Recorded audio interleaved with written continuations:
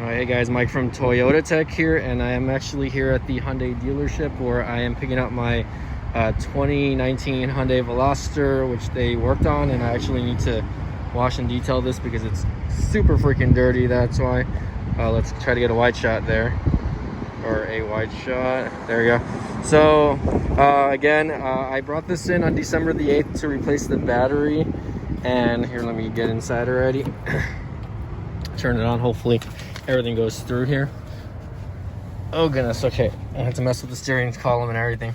So I brought this in December 8th, which was almost a month ago already, and I started initially with the battery. Let me see if I can change the seats a little bit here.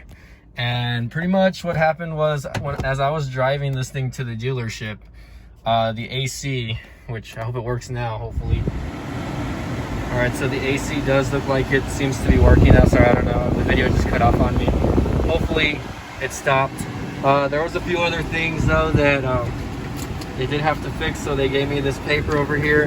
Hold on, let me see if I can open this up really quick so that I can kind of read through it.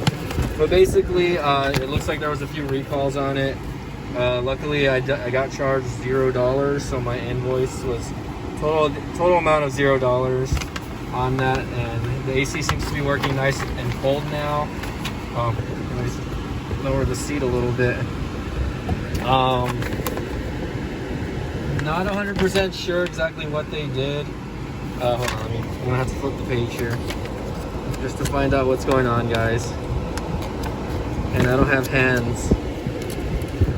All right, so this is a 2019 vehicle, and you know, again, I had the battery and the AC go out on it already. So according to this, it says that it found the AC compressor not turning on. Inspected data using GDS found all fans on. Tested coil on AC compressor. It says found that the coil internally shorted. Recommended to replace coil and hubcap due to premature wear. And again, they barely got this part yesterday, which was Monday, December the 20th.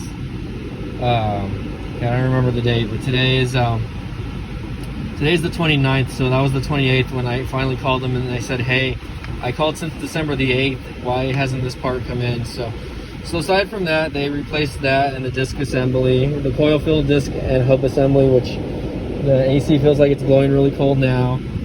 And then it looks like they replaced some other stuff. It says Veloster headlining noise, which I guess has to do with the way the car sounds when you're driving.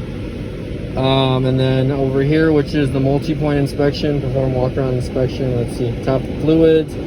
But also there was an issue with the door, with the door assembly on this side. Mask off. There you go.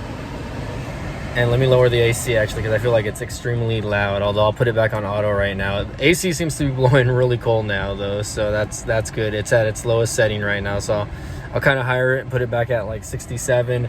Sorry, and it's like super bright out here that the sun's already kind of coming down on my end.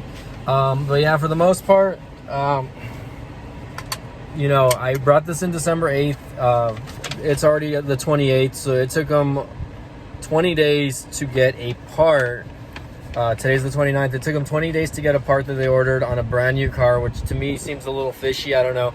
And again, I don't want to knock the Hyundai of FAR. This is South Texas, right? I don't want to knock them on their customer service. The guys seem really nice, but to me, I don't think it takes 20 days to get a part. When you go to like a local O'Reilly or wherever, AutoZone, and they say that they can get a part shipped to them in like 24 hours. So I definitely don't think that that their time framing is very good. For the most part though, you know, this car, I will have to come back again. The rear spoiler on it, the paint is fading, so I did tell the guy, hey, he said he can probably get me in next week for another appointment. And I said, okay, that's fine. I don't know my schedule for work though, so we'll see how that goes. And you know, from there, I guess we'll just have to see how they do the job there. But again, the paint on it's already going bad. You know, again, I love this little car. This is one of my favorite cars to drive. Realistically, I don't think I'm going to be planning on keeping this car more than another year or so, probably. Hopefully I can trade it in eventually. They do have a lot of nice cars up here though. Let's go ahead and see all these nice 2020 Sonatas or whatever, and they're just cars that I might be looking at in the near future. Let me go ahead and put this car in drive, and let me try to steer out of here without hitting any of these new cars. But yeah, for the most part, you know, 20 days to replace the AC parts, to me that's kind of like a little unacceptable, you know, because that means I had, you know, the car running without AC for 20 days. They took care of the battery situation really quick though. And again, I'm just driving through the parking lot here. I'm gonna have to mess with the lumbar and the seat because the seat feels like super way off than how I had it set. But anyways, there's the new Elantras right there. They look very nice. Very nice actually, compared to the last gen Elantra, which to me looked really disgusting. And then you have your EVs here, or whatever, your hybrids. And then you have these new little Hyundai Venues, which I'm a big fan of the Hyundai brand. Like, I think that they've gotten so much better over the last 10 years. And price-wise, you still can't really beat them when it comes to the warranty and the tech that's coming inside these vehicles now, or whatever. I'm gonna just drive around the parking lot here, just because I want to see the used cars over here. So definitely, I love these little Hyundai Views, or whatever they're called. I might consider telling my mom to get one. And of course, over here on this side of the dealership, you have all these Toyotas. So you have a bunch of Tundras, sexy looking Tundras, which who knows, I think my next vehicle purchase will be a truck, hopefully, if the money is there. These awesome red and blue Tundras, these are already sold. And you got another nice Tundra over here, which probably hasn't been sold, but nice Tacoma. I think I might be leaning towards the Tacoma route, guys, but you tell me. Again, this channel is called Toyota Tech. I do drive a 4Runner, but my daily is this little Hyundai Veloster because I commute about 30 minutes going to and from work. So I definitely would consider getting a Tacoma, something that's a little more reliable on the engine side. You know, definitely, I know it's not going to be a gas saver, but at the end of the day, you know, I really want something that will last me. And again, you just have all these nice little vehicles. Again, we'll do one last turn over here just to kind of get that going, and hopefully I can post this video up today.